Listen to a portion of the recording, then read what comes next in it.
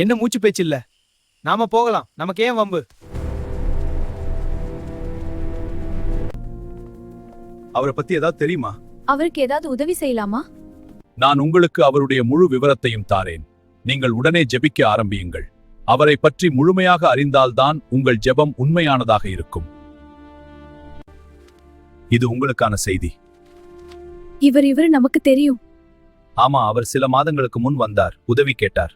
அவரை நாம் தவற விட்டோம். அந்த நேரம் நாங்கள் ஒரு பெரிய விழா கொண்டாடிட்டு இருந்தோம். அலங்காரம், ஆராதனை, விருந்தினர்கள் எல்லாம் நடந்துகிட்டு இருந்துச்சு.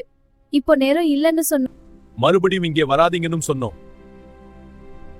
நீங்கள் கதவை மூடியது ஒரு மனிதனுக்காக அல்ல, தேவனுடைய ஊழியத்திற்காக. நாங்க தவறு செஞ்சிட்டோம்.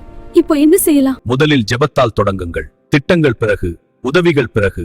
ஆனால் முதலில் ஜெபம். மனம் திரும்பி ஜெபியுங்கள், உடைந்த இருதயத்துடன் ஜெபியுங்கள், அவர் பெயரை சொல்லி ஜெபியுங்கள். கர்த்தாவே, அந்த ஊழியருக்கு உதவி செய்ய எங்களுக்கு கிருபை செய்யுங்கள், அவரை காப்பாற்றுங்கள். கர்த்தாவே, அந்த ஊழியருக்கு உதவி செய்ய எங்களுக்கு கிருபை செய்யுங்கள், அவரை காப்பாற்றுங்கள். நல்ல செய்தி, நமக்கு அவர் இருக்கிற இடம் தெரிஞ்சிருக்கு. இப்போதான் தகவல் கிடைச்சது. அவர் இருக்கிற சரியான இடம் தெரிஞ்சிருக்கு. நாம உடனே போகணும். ஆம், நாம் போகலாம். கர்த்தர் நம்மோடு இருக்கிறார். வாங்க, நேரம் வீணாக்காதீங்க, உடனே கிளம்பலாம். பவுலே, நாளைக்கு நமக்கு பெரிய கச்சேரி இருக்கு. ஆயிரக்கணக்கான மக்கள் வரப்போறாங்க. இப்போ நீங்க எல்லாரையும் ஒரு மிஷனரிக்காக அனுப்பிட்டீங்க. இப்போ நாங்க என்ன செய்வோம்? நாளைக்கு கச்சேரி இருக்கலாம், ஆனால் இன்று ஒரு உயிர் போராடி கொண்டிருக்கிறது. என்ன செய்ய போகிறீர்கள்? நிகழ்ச்சியா இல்லை நித்தியமா? ரொம்ப உயர்ந்த விலையில டிக்கெட் விட்டுறோம். ஆயிரக்கணக்கான மக்கள் வரப்போறாங்க. இப்போ என்ன செய்ய முடியும்? எப்படி எல்லாம் ரத்து பண்ண முடியும்? ஆராதனையை பணத்துக்கு விற்கிறீர்களா? ஆனால் இந்த செலவுகளை எப்படி சந்திப்பது? மேடை, சவுண்ட், லைட் எல்லாம் பணம் தான். நாம் கொடுத்தவர்களுக்கு மட்டுமா? கிருபை இலவசம், இரட்சிப்பு இலவசம். ஆனால் ஆராதனை மட்டும் கட்டணமா?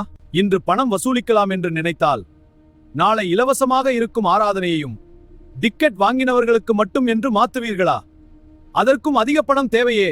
சபை சுவிசேஷத்தை மையமாக வைத்திருக்க வேண்டும். ஆராதனை முக்கியம்தானாம். அது தேவனுக்கு மகிமை தருகிறது. நாம் ஞாயிறு தோறும் அதை செய்கிறோம். ஆனால் உங்கள் ஊரில் எத்தனை முறை திறந்தவெளி சுவிசேஷ கூட்டம் நடத்தினீர்கள்? உங்கள் நகரம் இன்னும் இரட்சிப்பை தேடிக்கொண்டிருக்கிறது. ஆனால் நீங்கள் சபைக்குள் மட்டும் பாடிக்கொண்டிருக்கிறீர்கள்.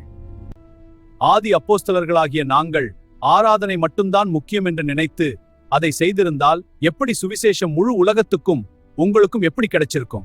நாம் உண்மையிலே எதை முன்னுரிமை கொடுக்கிறோம்? அவர் சொல்றதுல உண்மை இருக்கு, நாம யோசிக்கணும். அங்க பாருங்க, யாரோ கிடக்கிற மாதிரி இருக்கு. அவரை தூக்குங்க, பக்கத்துக்கு ஹாஸ்பிடலுக்கு கொண்டு போகணும்.